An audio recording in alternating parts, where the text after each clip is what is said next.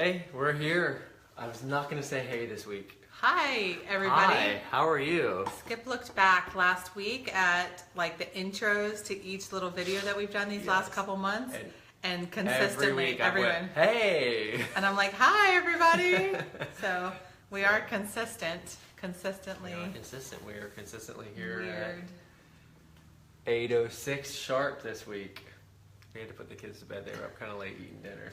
Yeah, well, that was the point, was that I was late on having dinner ready, so it was my fault. I thought Sophia and Jonah made dinner. Well, they did, but late. Like, I didn't tell anybody to make dinner until super late, so it was one of those days. They had friends over. It's getting to be summertime, and so it's getting to be light longer, and everybody wants to play, and we have our tank tops out. I got my... What is this? California Republic shirt on. We like California. Been there twice. Actually, You've been there 3 times, right? No. Yeah, I don't know. Yep, 3 times. I've been there only twice.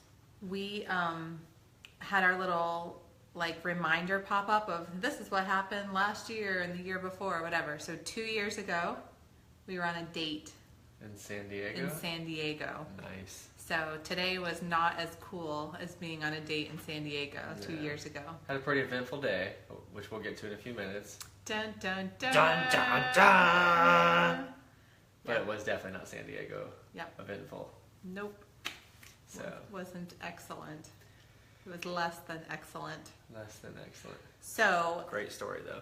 This is officially our last official week of official marriage month. Official April marriage month. April marriage month. So this was a marriage emphasis time, and we are going to stop emphasizing marriage. Forever. No. We're done. Separate bedrooms. We're not going to try to make all of our examples geared around marriage in the coming weeks. I mean, we try to appeal broader than that, but marriage is really important to us, and it's the foundation for families, you know, so we're obviously going to talk a lot about it, and we shall see. I think what I'm going to do is have Marriage Mondays, where I make a small video and have like a little thing about what I'm reading that week or what we're thinking about that week or talking about. So I'm thinking like 5 minutes. What are you doing? You hit live viewers? I wonder what's going to happen. I don't know. Skip just pushed a button on our Facebook Live that we've never pushed before. They told me to do it, so I did it. Maybe it's going to say, this message will self-destruct in 10 seconds. This message will self-destruct in 10 seconds. Did anybody else watch that show? I watched it. Was that well, it was a lot of shows that Mission did that. Impossible, right? Well, probably Mission Impossible, and probably that guy who answers his shoe phone. Inspector Gadget. I was thinking Inspector Gadget, but there was a different one. You know, Steve Carell played it. Get Smart, I think. Was that the one? Yeah. Like kind of spoofy sort of thing. Yeah. Hey, Brett. How's it going? Hi, friends. Welcome. So I'm going to swipe back, because that just shows me who's on here, but then I wouldn't be able to see any of your comments. We want to see comments. Comments are fun. Comment away. Comment away. Even if you watch this on replay, you are welcome, and we would love it if you comment. We are live now, but if you're watching it later, you can still comment. I just explained what live and not live is to we did not know that. Regular human beings. Thank you so much. We were really concerned because we didn't know about live. In case you're watching live right now, you just jumped here from a time machine like in the 1700s and you don't know what any of this means. That's what it means. My kids are fascinated with the idea of time machines, and they have been asking me all week, okay, so what if there are time machines and someone from the 1700s is coming up here or back and forth, and they go, if it was someone who wasn't important to the timeline, they could jump back and forth. I'm like, everybody's important to the timeline. Yeah. Time travel is kind of a weird thing. They're into time travel. I can't wrap my head around it and the ripple effects that you'd make. There's a lot of TV shows about time travel right now. So Skip and I have Hulu. What's the one we just watched, a comedy? We tried it out last night. It was funny. On Hulu? On Hulu. Hulu. Making History? Hulu. Making History, is that it? Yeah, we didn't even know what it was, but we're like, all right, if it looks like funny. A drop I mean, like old-fashioned style comedy, laugh can. No laugh can. Can laughter. No, I think it's like, it's silly comedy. It's a silly comedy, yeah. Which I enjoy. It's not a mockumentary, and it's... So anyway, it's the guy... Sitcom-y? Sitcom-y? Yeah. The guy time travels, but it's a comedy, time travel comedy, so... And he's kind of a... I'm all about that. A loser, and he kind of ropes a very smart... professor to come with him to help him fix the past because he broke the past, and then the comedy ensues, and he gets a girlfriend in the past, you know, and brings her forward. Yeah, so anyway, it's all a big mess. We only watched 2 episodes, but they were pretty funny. It was funny. We don't know if it gets bad, so if you're completely offended by the episode, it was Skip that picked it. It was Beth that totally picked it on Hulu. Skip picked it. I was just like, she's making me watch it. Whatever. It's not. It was. I don't think it was bad. I don't remember. It was not bad. No, there's no bad stuff. I mean, there's some references to like him smoking pot and stuff, but it's regular, like 8 o'clock sitcom kind of TV show. So anyway, there's a review for a TV show. Random. We are so random. That was random. We should do a random show where we just do weird train of thought. We should do one for the whole, because it's not always one. Yeah, with no notes. We just no notes. Locked and loaded with no notes. We come in and we're just random. Nope. They just can't change the timeline. If someone's not important to the timeline, they just can't change the timeline. Yeah, well, what if they can't change the timeline? That's the whole thing, right?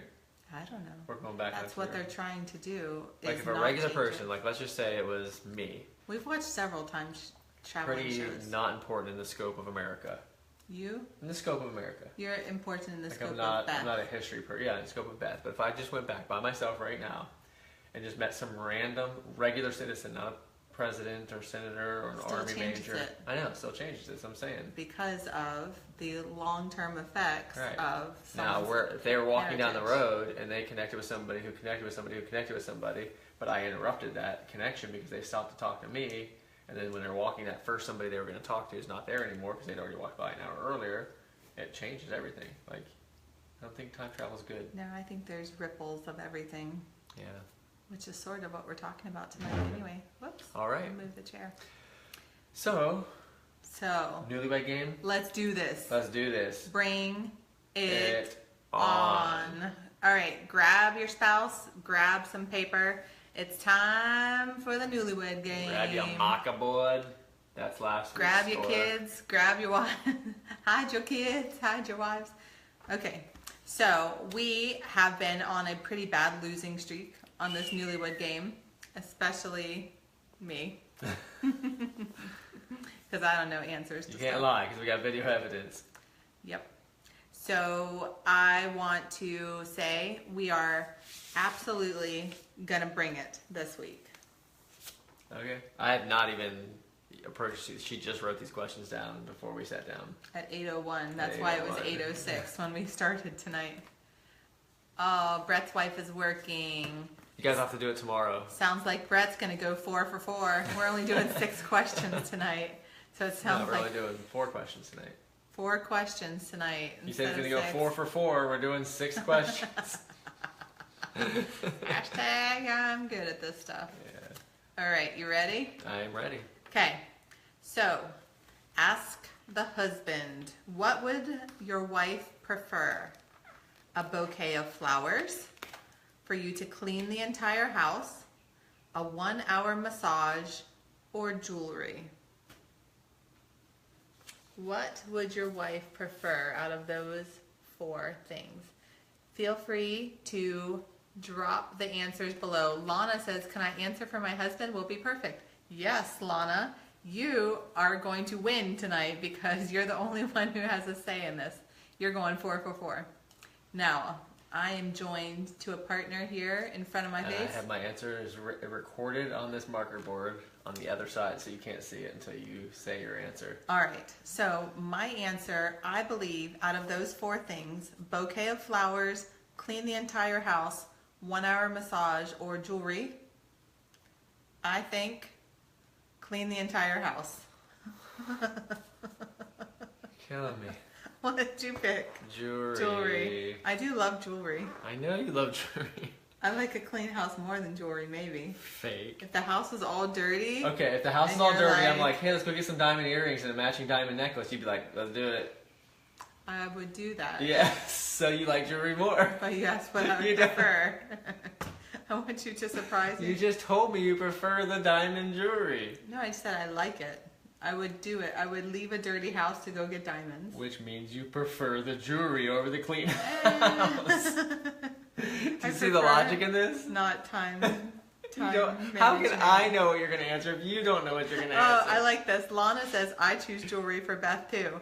Thank you. I like this. Thank you. Lana, you pick and Skip will pick. All right. Apparently, I get the answer wrong no matter what. Next question. Honestly, jewelry wasn't even my second choice. I was going to go bouquet of flowers. Unbelievable. I'm glad. Flowers are way cheaper I do love jewelry. I'm excited. Dick and Liz just joined us. So, hi, friends. Is it Dick and Liz, or is it just Liz, or is it just... I don't know. Comment below if it's Dick and Liz or just Liz. We want to know. We're playing the Newlywed Game right now, the not-so-Newlywed Game, and we want you guys to join in with us. All right, so I'm going to ask, what is the last movie you watched together? What is the last movie that we watched together? I just wrote this question down and have no idea. So I did not think ahead of the answer. So, what was the last movie we watched together? Entertain them while I write something for I a will second. entertain you because I know what the last, for a fact, what the last Fine. movie was. You know what it was? For a fact. This is so easy. Hey, Mandy Thurston. Mandy! We are Hi. playing the Newlywed Game. All right, so we're trying to And remember the what's the question last that movie. she's trying to figure out is what's that the we watched last together. movie we watched together, which I clearly know what it is. You guys stay joined in because we have a funny story to tell you in a minute. Oh, funny story. Funny-ish. Funny to for- deadly. funny- It's funny to deadly. Life or death, funny story. All of our stories might Come be. on, write Okay, your answer. I can't think on the I'm fly. entertaining, not you. Oh, You're supposed darn. to. I'm having fun entertaining more than trying to think of exactly. the answer. You're killing our score. Our last movie that we watched together?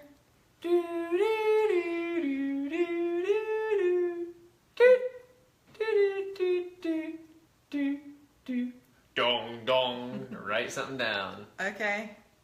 I think I know what it was. Write it. What was the title of it? Sorry. This is how it is when we try to pick a TV show together. Okay, I'm just gonna say, that's another topic altogether. Okay. You wrote too many letters. You're wrong. I have no idea what it's I'm called. watching your hand on the Okay, screen okay. scribble away. What did you say it was? The Shack. Oh, I wasn't talking about at the movie theater.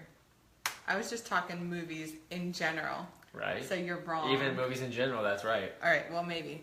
I put that space movie. That's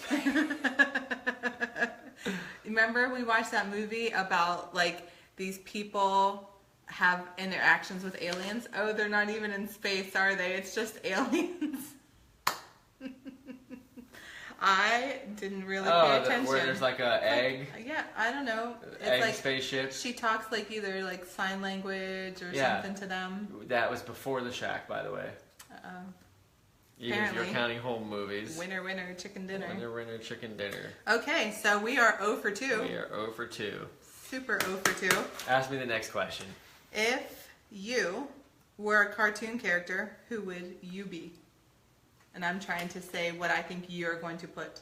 Who would you say that I would Okay, as a cartoon if your character? husband were a cartoon character, who would he be? Do comic book characters count? I think it's not who he wants to be.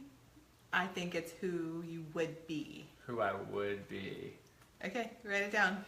So, if the husband is a cartoon We're gonna lose. character, This question's way too hard. There's no way you get this right. I have something in mind. I don't know. I've got like 10 things in mind. Yeah. I have trouble making decisions, so these games are hard for me. All right, Brett, what do you think your wife would say that you would be as a cartoon character? Or what do you think you are as a cartoon character? Lana, what do you think that your husband is like as a cartoon character? One time, Skip got me a card, and it was two little cartoons, animals, of a giraffe kissing a porcupine that's standing on a ladder so that they're the same size. So obviously, my hair, I'm the porcupine, and he's the giraffe. So I thought that was cute. That was the perfect card when I saw it. You're not a giraffe cartoon. I'm assuming you didn't go anything as simple as that. Okay, I'm saying that my answer is that you are the tick. Do you guys even know what the tick is? No, nobody does. It was a 90s cartoon for like 5 minutes.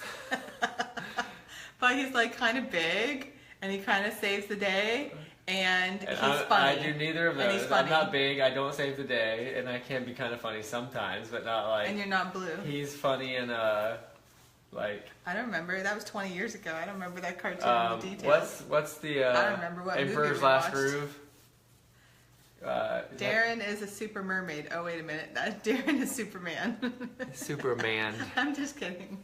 Darren is Superman. The Emperor's Last Groove. Emperor's New Groove. Emperor's New Groove. Kronk. Kronk is the tick without the outfit. Like the tick is like kind of dumb. I'm the tick. I'm gonna go and accidentally save the day. Oh, so you're thinking I'm calling you dumb? No, I wasn't doing that. I know you weren't. I'm just saying. Okay, what'd you pick? I would have said Spider-Man. Oh, he's not always a cartoon. Not always a cartoon, but he is a cartoon. He can be a cartoon. You cartoon. do think you're funny like he does.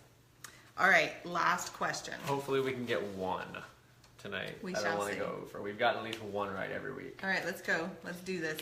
Ask her, where does he want the family to live when he's 64? All right, so when you're 64, in fact, 1 second, I have background music for this one.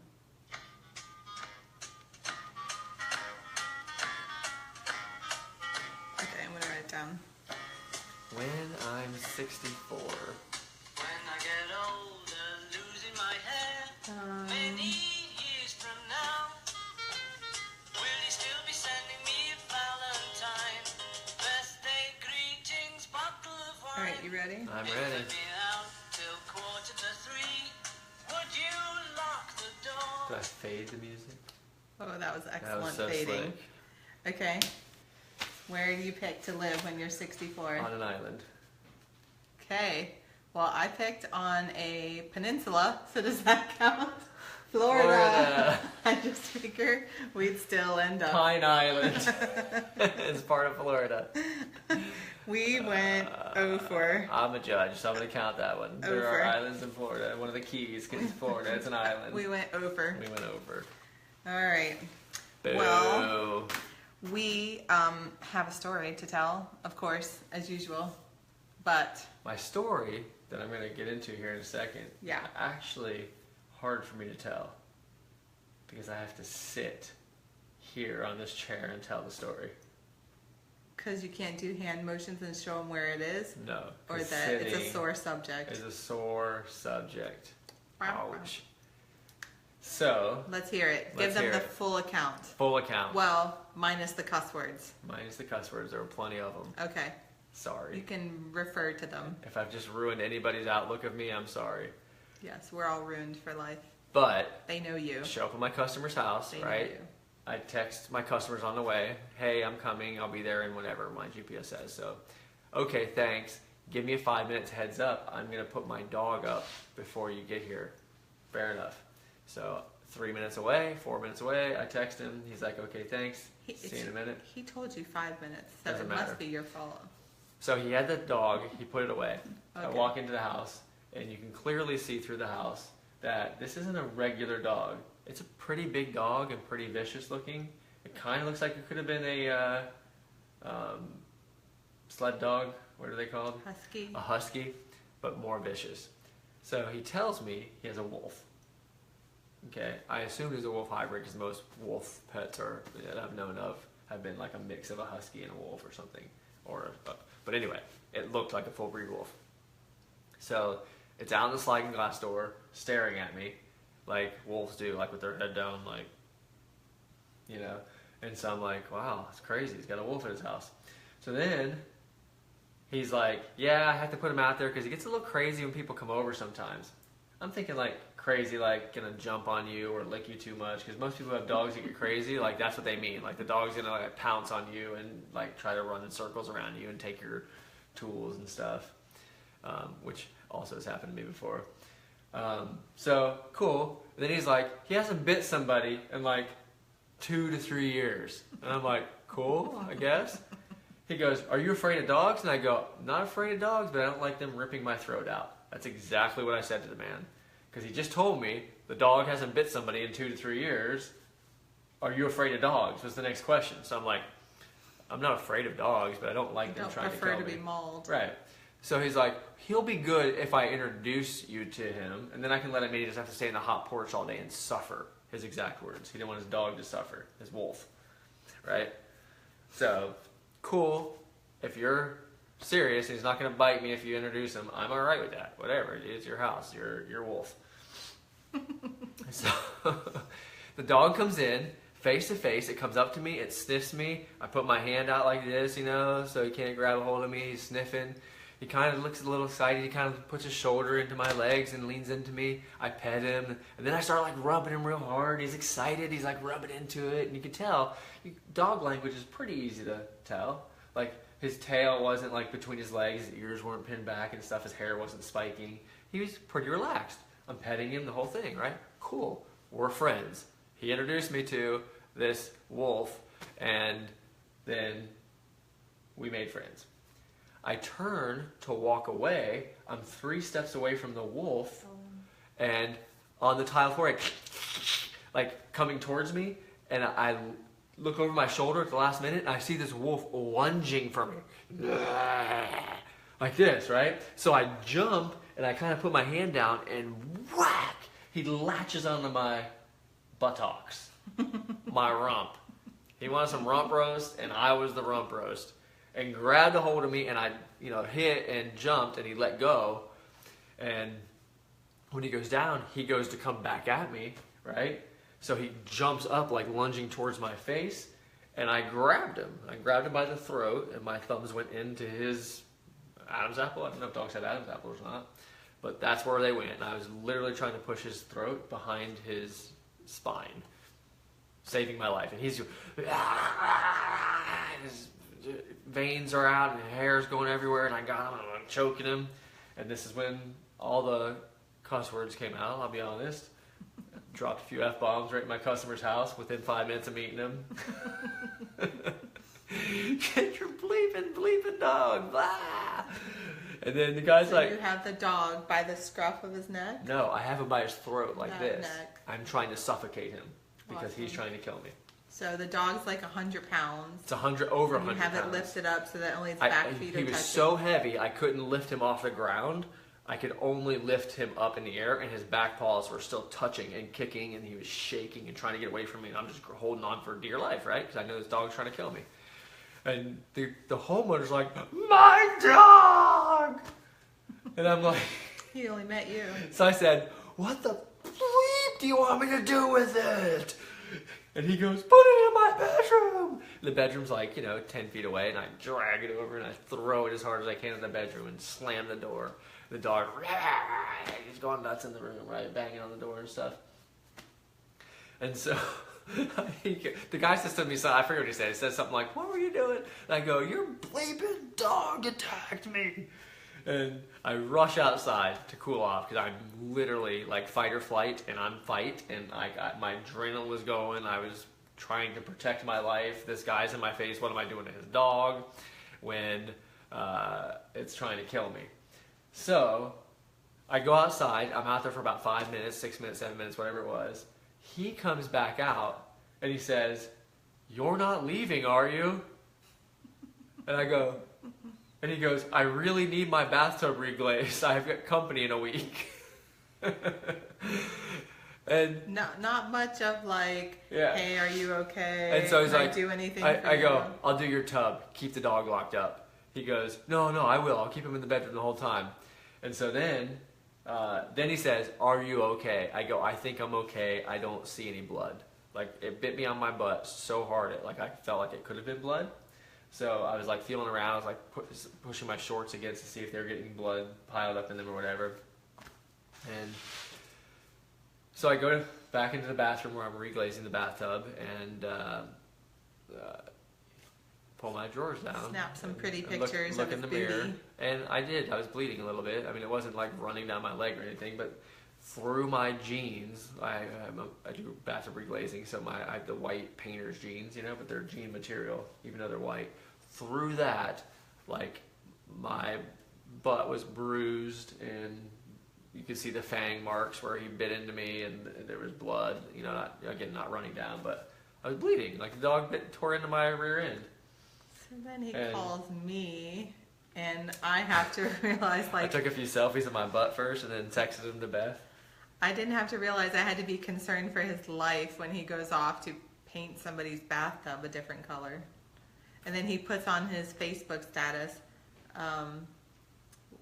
well, I guess I can say I've been attacked by a wolf now. So with all my, that's what I put on Facebook. If you're not friends with me on Facebook, I put with all my life experiences that I've had, a lot of wild ones.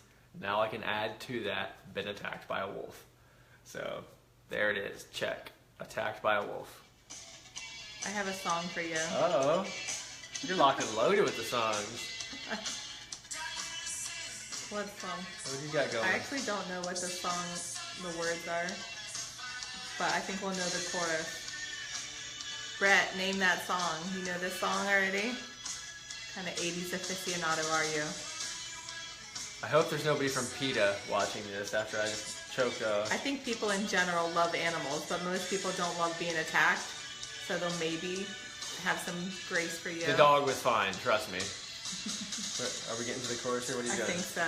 Apparently I didn't cue the song. Ready?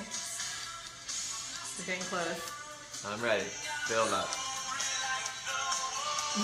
Hungry like the wolf. You should have slid that over and paused it at that part. I didn't plan ahead. Oh, you just cut it off? You didn't fade?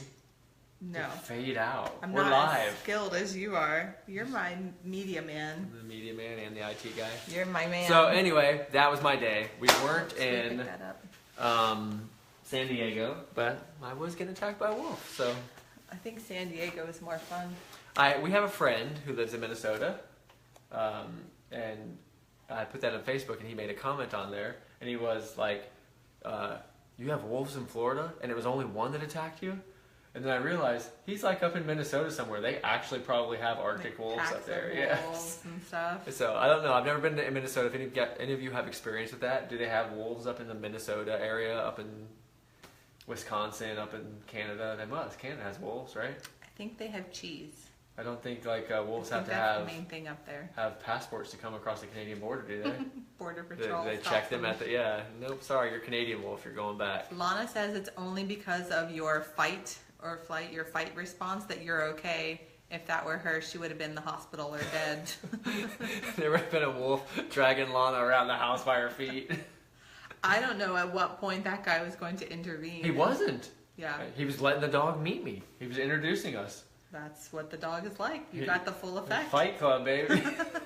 Apparently, he just hires people to have like entertainment. Something. You were probably like on some kind of underground thing. Like there's Who's like gonna video win, cameras. the wolf or and everybody's betting on us? Yeah, there's an underground system I there. hope they bet on me. You didn't realize it. On a side note, I was on a job once where the customer had a couple ferrets running around I remember the that. house. Here's what I remember And about I had this a story. bag of rags. And I remember crying until laughing until I cried at this story because when you came to call me or whatever after this one, it was really funny. So they kept stealing my rags out of my bag and taking off. And I was chasing these ferrets with my stuff, and then they would take my little tool that I had, and they would take off running with it.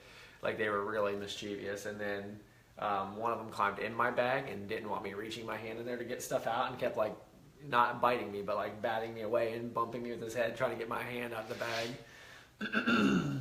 Skip's had a lot of interactions with animals through the years. Basically, like Dr. Doolittle without the talking to animals part.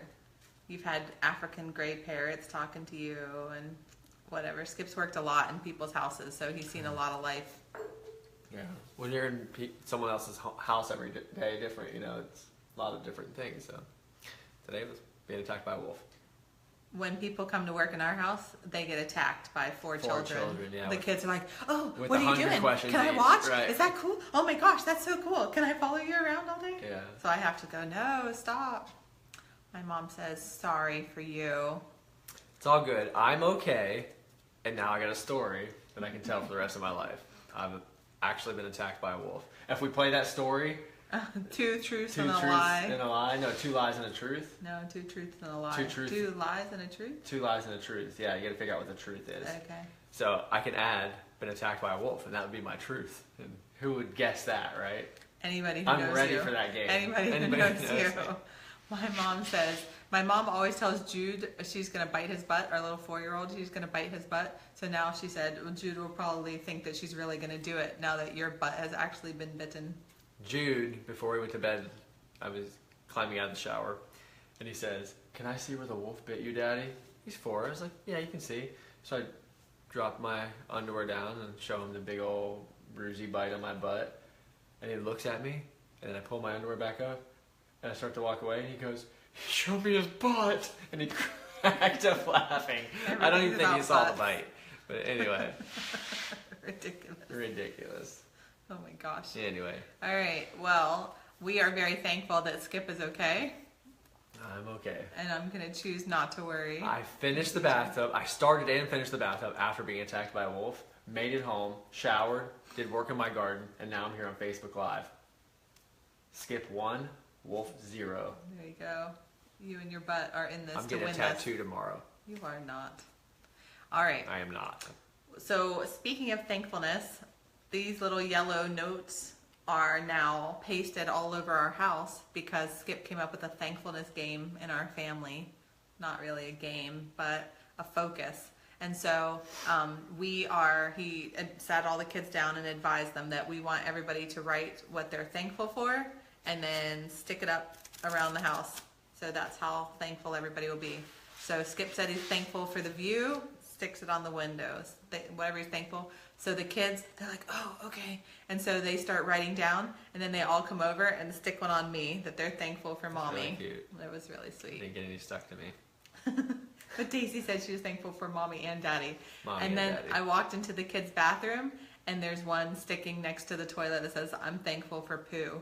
So our kids apparently. So we do have everything's post-it button notes parts. everywhere. I felt like our family, or as a whole, was kind of getting away from. You just get in the day in and day out. It's not even conscious.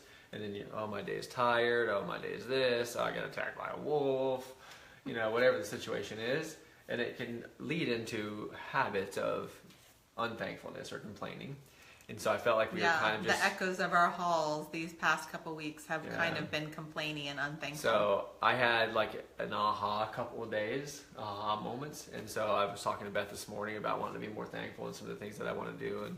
And so I had to stop at the store on the way to my job before I got attacked by a wolf. How many times can I reference that tonight? You're like name dropping And- instead of like you met a celebrity and you're name dropping. You're like, I got attacked by a wolf. So I had that idea while I was there at the store, and I grabbed the post-it notes, gave each kid their own little pack, and I want them to post a post-it note to everything they're thankful for. So I'm thankful for this dining room table that we get to sit at. Post-it note. I'm thankful for this air conditioning. Post-it note. I'm thankful for my bed. Post-it note. There's post-it notes all over the place now. I know. I didn't undermine you in front of the kids, but I am not thankful that there's yellow post-it notes all over my house. But what I will I should have got a rainbow. Sure. But I'm thankful that we're being thankful. Yes. So I can live with the post-it notes for like a couple weeks. Not even. Okay. Yeah, it'll probably be a week. Deal. Shake on it. It's binding contract. Binding contract. Verbal contract. Verbal you contract. saw this. All right. Okay. Welcome to the main event. Welcome to the main event. That's really loud. Did that hurt your ears too? Give me a bunch of these emojis if it hurts your ears too. Give me a bunch of these emojis. Bring them on. Bring on the Bring it emojis. on. Well, what we wanted to talk about tonight is the fact that this is wrapping up Marriage Month, our emphasis on marriage, and we wanted to bring to your mind or give you something to think about as we end this little section. We want to talk about legacy. We want to talk about how the fact that when you're married, when you are creating a family, when you are creating a home life, that you are setting yourself up for legacy. And we want you to keep that in mind as you make daily decisions.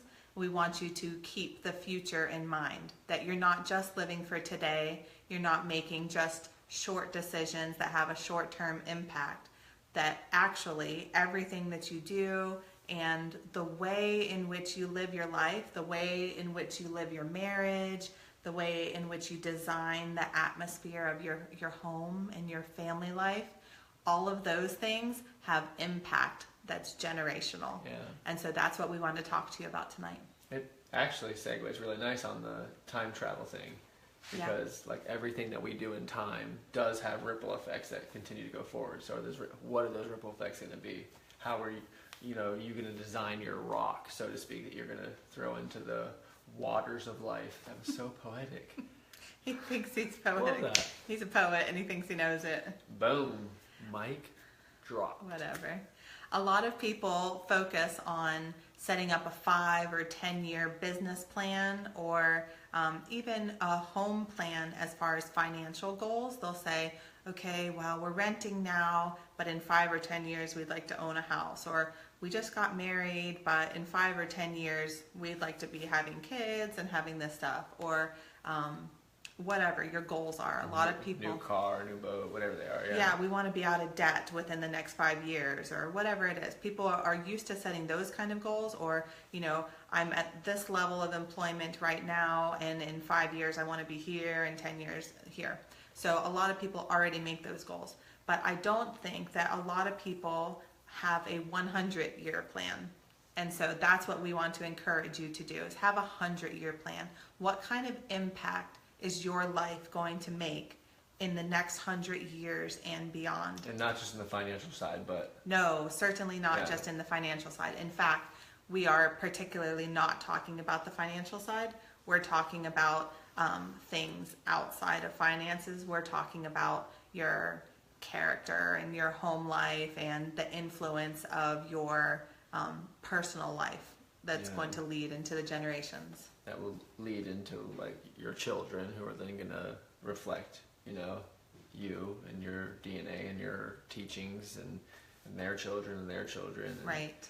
And so what kind of footprint do we want to leave for them? What kind of legacy do we want to leave? Yeah, you're setting up cycles in your family. You're setting up generational blessings that you can do. Or breaking bad cycles. Certainly, you can break bad cycles and start new ones, or continue good ones.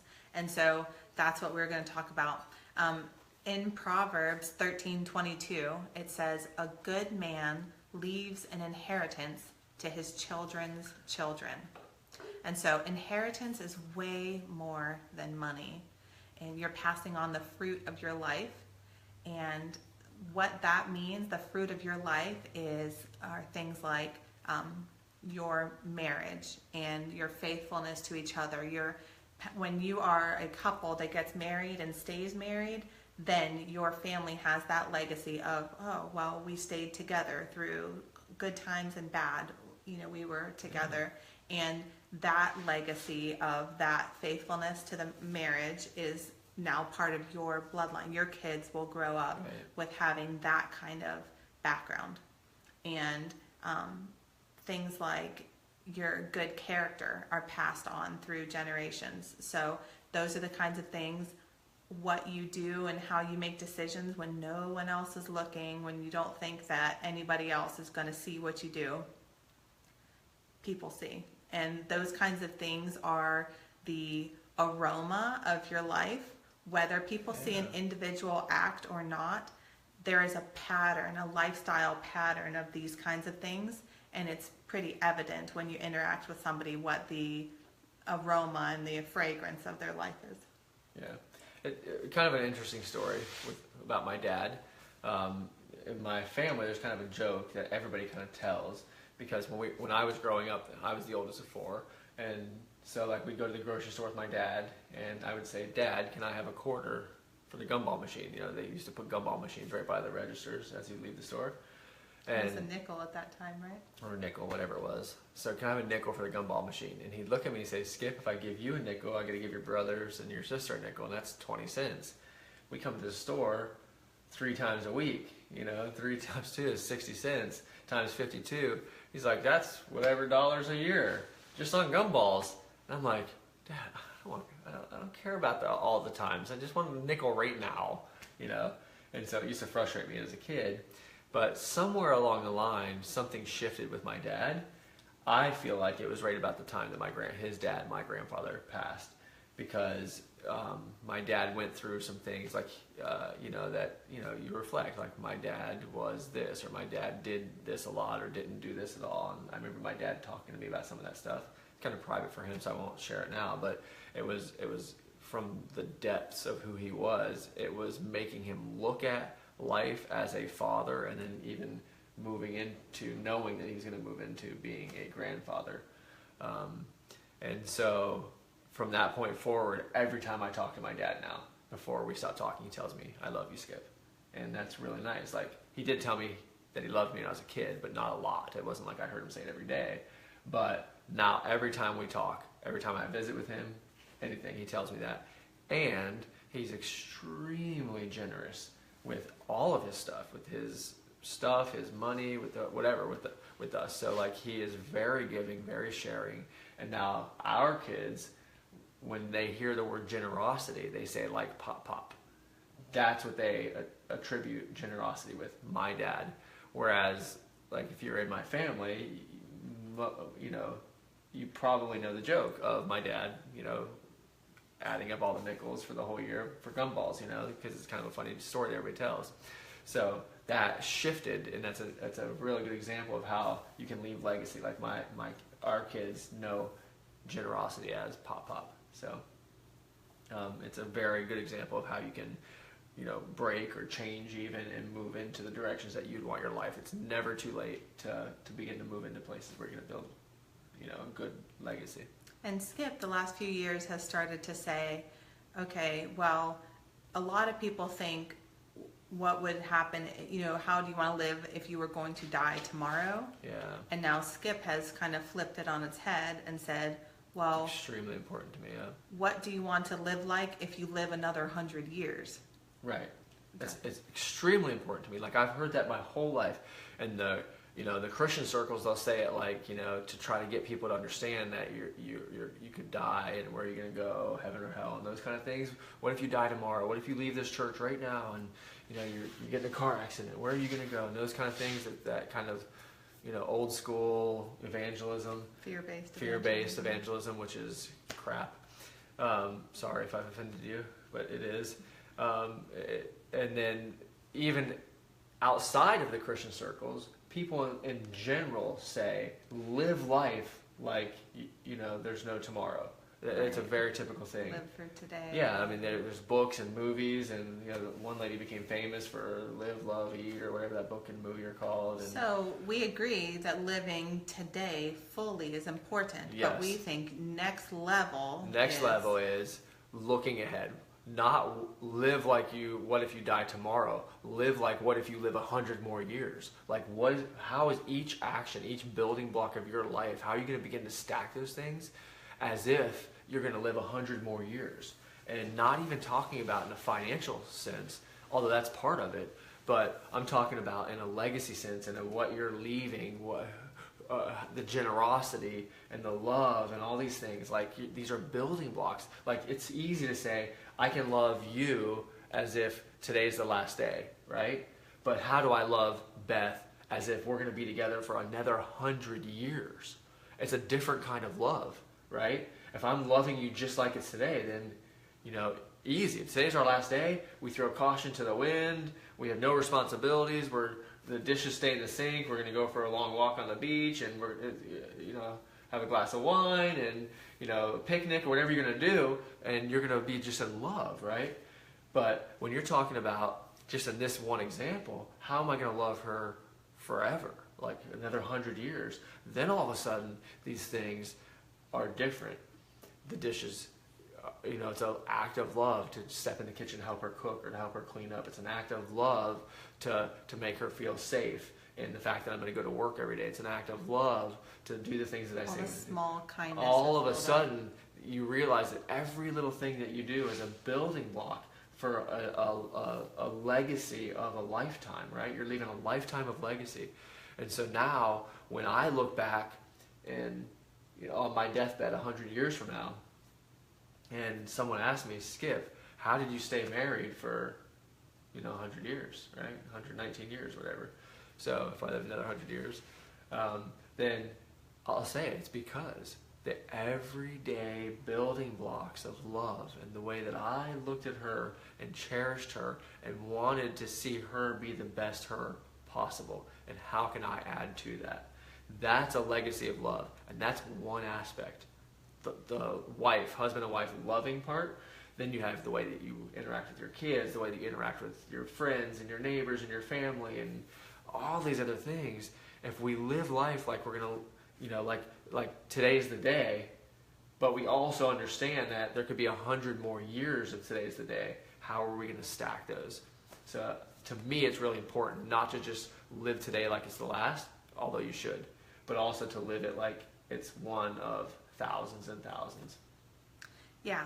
And so I think that your legacy, your inheritance that you're leaving to this earth are things like love and generosity, graciousness, wisdom, playfulness, enthusiastic living, and it could be things like love for nature, love for animals, love for missions work, like, giving as a couple or as a family. And so all of those things will have a generational impact, including the fact that we can be aware and participate in life. If we are living for another, we're keeping the next 100 years in mind, then we are living to make this world a better place. We're living with a heart towards society and its betterment. We're living towards helping our community so that our community can be better. And so that's what we want to encourage you. You are so important into the timeline of life, and you are so important for impact for the next 100 years. And especially once you get into a marriage and you've got two people working together as one, your strength goes a lot further. You're catapulting. It's like an acceleration if you're doing it right. Right. It takes a lot of work to stay in unity as a family, as a couple, but it's so worth it because it's a superpower. So can you hand me that book? Sure. I've been reading this book. It's the biography of Henry Ward Beecher. It's called The Most Famous Man in America. So I saw this at the bookstore and picked it up. Didn't even really know what it was about or who he was. But a quote really jumped out at me, and it's about what we were talking about right now. What did you mark that quote with? One of my thankful sticky notes. So thankful for this page of this book. Thankful for all of it. So Henry Ward Beecher, his father was the last great Puritan minister in America. In the early decades of the 19th century, Lyman Beecher's skill as a preacher and reformer made him one of the most famous and most controversial men in the nation. Lyman Beecher possessed a passion for saving souls and saving the nation, which he passed down to every one of his 12 children. He adored his children, insisting that they were special, that they were endowed with great gifts of intelligence, compassion, and self-discipline. He instilled in them his sense of divine mission, and many critics would add, his hubris. They were his own personal band of apostles. Even more than his sermons and reform projects, which were influential enough to secure his place in history, Lyman Beecher's greatest claim to fame was his children. He was renowned, even by his foes, as the father of more brains than anyone in America. Under Lyman's influence, the Beecher children yoked the Puritan legacy of a strong social conscience to a modern mastery of persuasion and public opinion. For nearly a century, they defined morality in America, keeping their fellow citizens riled up inspired, and entertained. Each new controversy seemed only to enhance their unique reputation. As one family friend famously phrased it, this country is inhabited by saints, sinners, and beachers.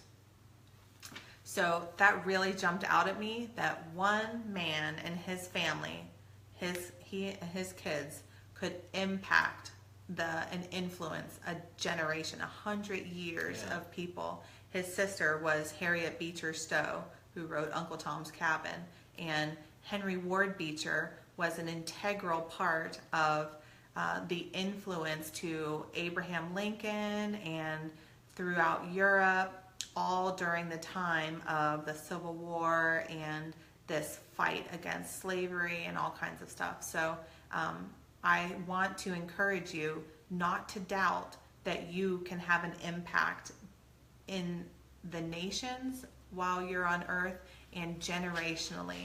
You're trying to prepare life for your children's children.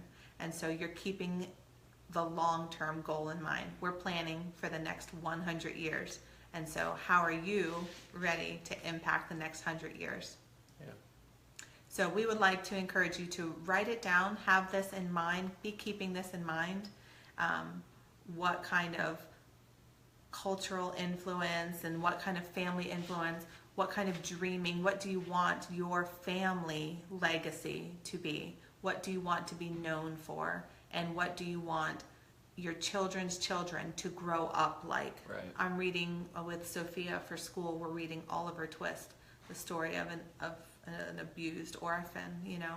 And so it's so sad. And so he's growing up in a completely different atmosphere than my children are growing up in. And so my children are feeling the grace that comes in a family that focuses on love and a family that the parents are loving each other and loving them, and all of the ways that they're provided for and cared for and stuff. So that's what I want to see in my grandchildren. I want to see my grandchildren growing up in a loving home where the parents are setting boundaries but loving them along the way. Like they don't have to just have chaos, but they can actually have a loving home and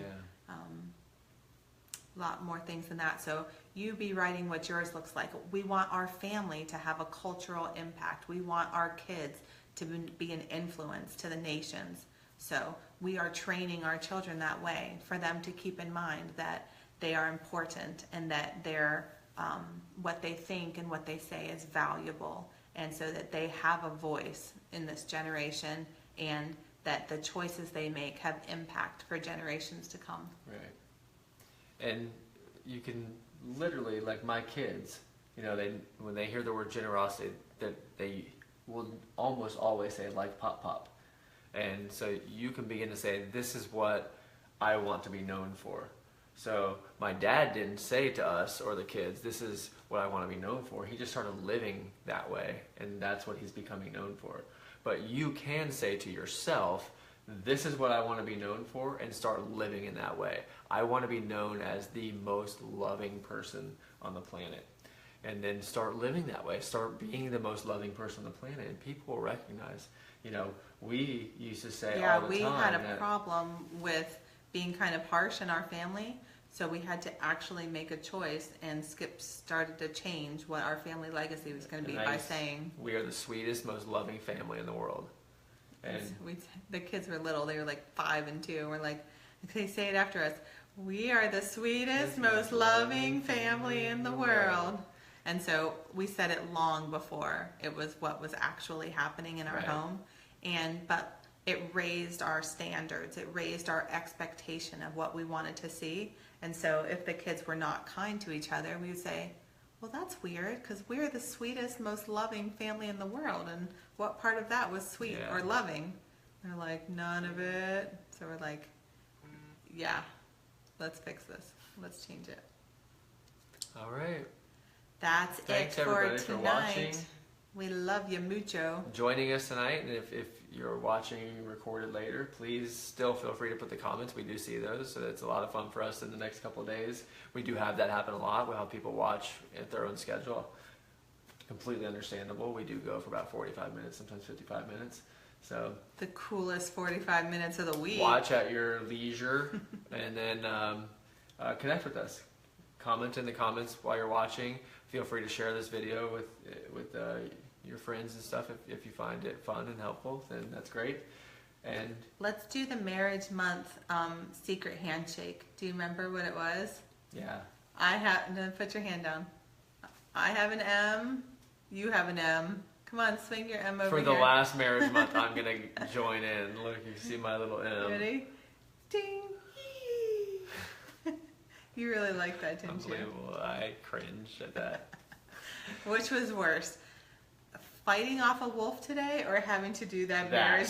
That you just spit all over us. Spit take. I'm wiping the spit off the side of my nose. You get what you get. So yes, I would much rather take on a dog than do what I just did. Really? Yes. Really? Connect with us on this video. Connect with us on the Family Faith page, Facebook page. We have a web page, familyfaithandflipflops.com.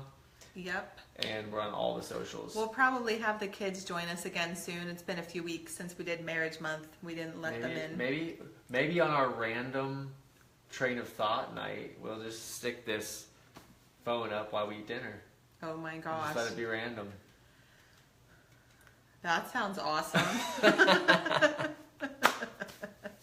Well, they probably want to see Jude stand up in his underwear at the table and do a booty shake dance.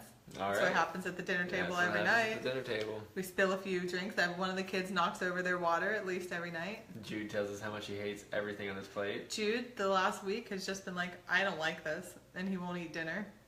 So it's like macaroni and cheese and stuff too. I don't like this macaroni and cheese. Anyway, love you guys. Later, Gators. See you next time. Bye.